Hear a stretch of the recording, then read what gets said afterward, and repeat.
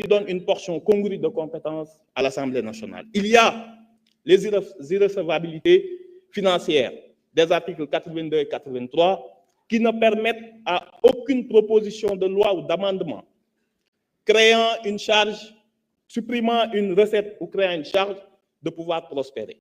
Nous avons besoin d'une réforme urgente de l'Assemblée nationale pour qu'elle puisse jouer son rôle.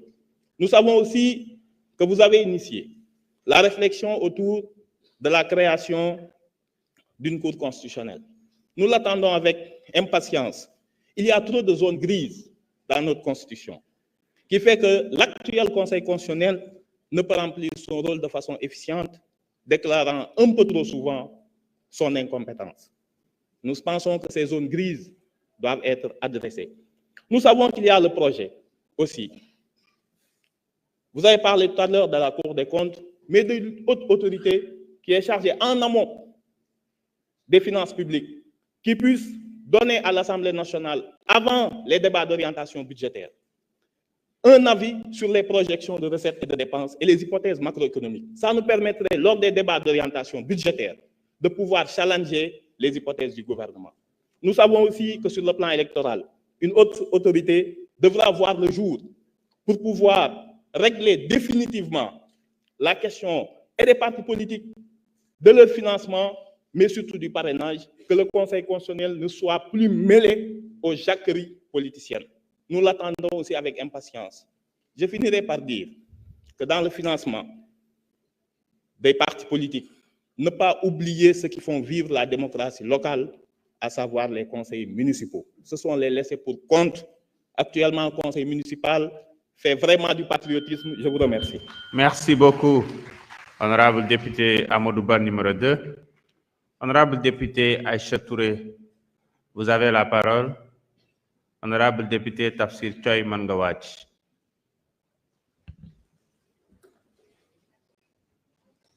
Monsieur le Président de l'Assemblée nationale, Monsieur le Premier ministre, chers membres du gouvernement, chers collègues, am na kàddu yu fi jib sànq ñaari at si ginnaaw bu jiboon fii ay saaga nday ñoo ciy topp.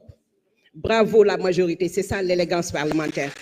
Et Monsieur le Président de l'Assemblée nationale, le Jubanti Assemblée nationale est en marche. On s'en réjouit. Bravo. Alors, je pense que c'est un plaisir que je me tiens devant cette auguste assemblée pour plaider en faveur des Sénégalais de l'extérieur. Sans oublier, bien sûr, Monsieur le Premier ministre, parce que dans mon je l'ai toujours dit, vous avez fait tomber les barrières entre les Sénégalais de l'intérieur et de l'extérieur. Dans l'histoire politique de notre nation, on n'a jamais vu une diaspora aussi engagée dans les affaires publiques de son pays. Et ceci en est une preuve. Monsieur le Premier ministre, sans que vous ayez un message, le Premier ministre, li nga waron wax yépp wax nako ndax dessal na la mënon na la dessal mané len fi la ma dakalé parce que c'est l'occasion pour moi de revenir sur la pertinence de son intention pour la diaspora. Pourquoi lolo? Monsieur le ministre, je vais commencer bi nga démé Gambie dafa am cadre yo xamné dang ko yëkëti nga né di nga ordonner di nga joxe instruction ñu sét limu sénégalais yi nekk ci diaspora à travers les ambassades. Ma applaudis bu baaxa baax.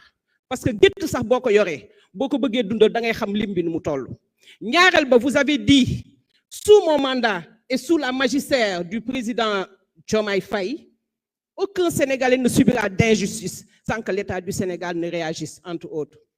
Je suis contente de cela parce qu'il y a une rencontre que nous avons eue au ministère des Affaires étrangères il y a 10 ans. Belle question l'a posée, Madame le ministre délégué. Quel est le nombre de Sénégalais entre les mailles de la justice? La question est restée sans réponse. Merci, Monsieur le Premier ministre. Benen bi moy damay ñëw ci li nga xamné mom moy les passeports. Les passeports qui solution yi ñu ci joxé dafa nek solution yo xamné man dama japp né c'est de grandes pistes de solution ba nga xamné lépp lu may wax mënul génn ci lolu.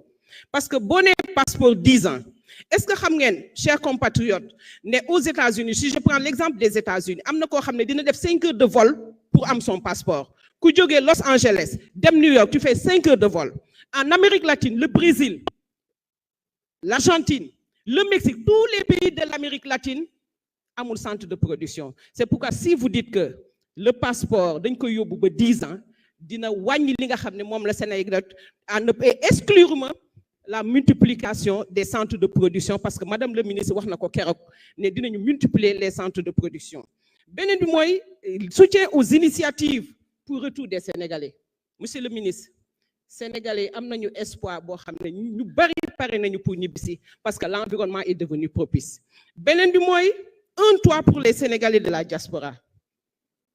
Nous aimons beaucoup cette idée. Pourquoi?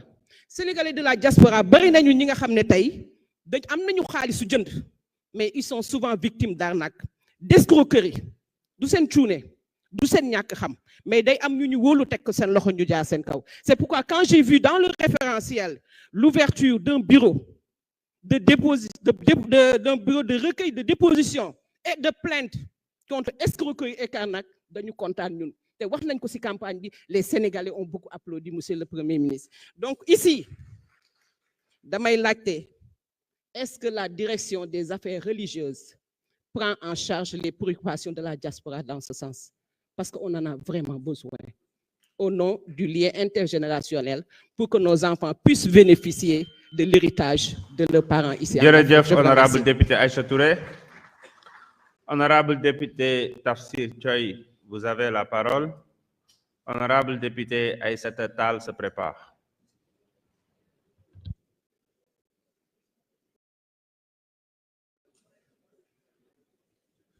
Monsieur le Président, Monsieur le Premier ministre, Mesdames, Messieurs les membres du gouvernement, très chers collègues, Monsieur le Premier ministre, je voudrais saluer ici la dimension pédagogique de votre déclaration de politique générale.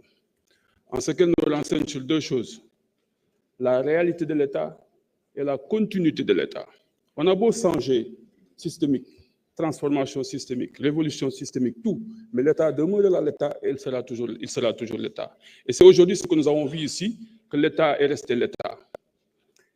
Laissez-moi, Monsieur le Premier ministre, marquer mon étonnement sur le fait que vous n'ayez pas évoqué lors de votre déclaration des aspects liés aux réformes institutionnelles, notamment les promesses que vous nous aviez faites sur la refondation de l'État, sur la création d'un poste de vice-président, sur le renforcement des pouvoirs du Premier ministre, sur la révocation du président de la République en engageant sa responsabilité politique. Tous ces éléments qui nous ont tenus en haleine pendant des moments durant la campagne électorale et bien avant. On ne nous a pas entendu sur ces questions. J'aimerais que vous reveniez sur ça. L'autre aspect qui m'a plus marqué dans votre déclaration de politique générale, après 8 mois, nous avons entendu un discours qui est moins chiffré que les discours précédents. Je ne sais pas pourquoi vous avez choisi cette voie, mais j'aimerais, au regard du référentiel, que vous soyez beaucoup plus chiffré sur les déclarations. L'autre élément qui est important et qui m'a un peu surpris en tant qu'ancien parlementaire, que vous n'ayez pas parlé des rapports qui devraient vous lier avec le Parlement. Je pense que ce qu'on a eu à souffrir de notre Assemblée nationale, c'est le manque de contrôle et l'évaluation des politiques publiques, qui n'a pas jusqu'à présent été mise en place. Alors, est-ce que vous vous engagez ici, Monsieur le Premier ministre, à venir ici, comme le recommande le règlement intérieur de l'Assemblée nationale, tous les mois, au moins une fois? Est-ce que vous engagez vos ministres à être là toutes les semaines, au moins une fois, pour répondre aux questions orales et aux questions d'actualité? Merci beaucoup, honorable député Tafsir Thioye. Honorable député Aïssata Tall, vous avez la parole. Honorable député Mohamed Aïb Salim Dafé se prépare.